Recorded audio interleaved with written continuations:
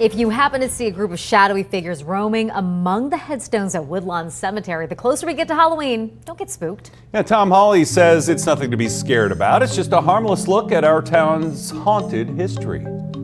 I had never set foot in Woodlawn Cemetery, even though it's right next door to Rancho High School, my alma mater, on one side, and Channel 3, where I've worked almost 30 years, on the other. Well, this month, it's where the Nevada Preservation Society is holding a series of walking tours they're calling Ghosts of Las Vegas Past.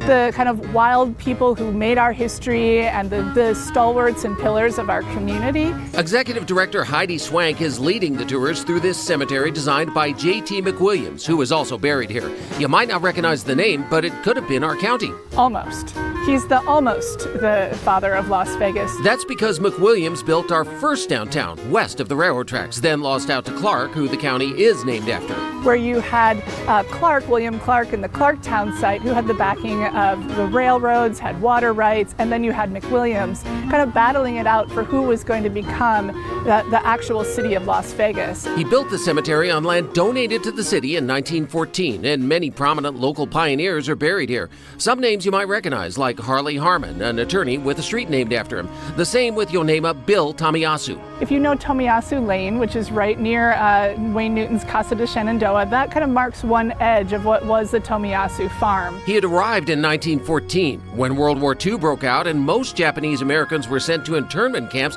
Tomiyasu was an exception, hailed as a patriotic part of the war effort. Provided produce for local groceries, for Nellis Air Force Base.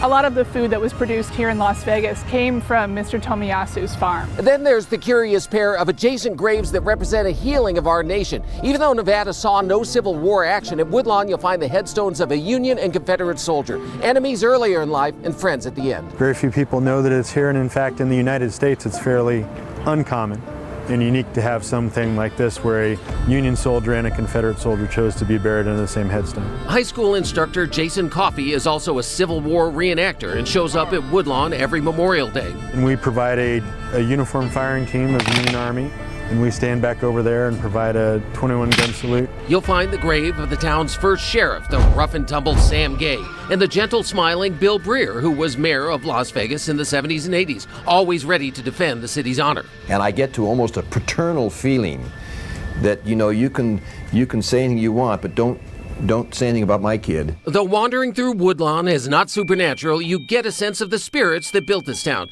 The last of these walking tours is on Nevada Admissions Day, which is also Halloween. But it's not as much about ghosts as it is about that haunting history that we have here in Las Vegas. There are 2 more of the 2-hour guided tours this Saturday and again on Halloween. We have the link at news3lv.com, but if you can't make those, it is a city-owned facility, so you're free to explore on your own.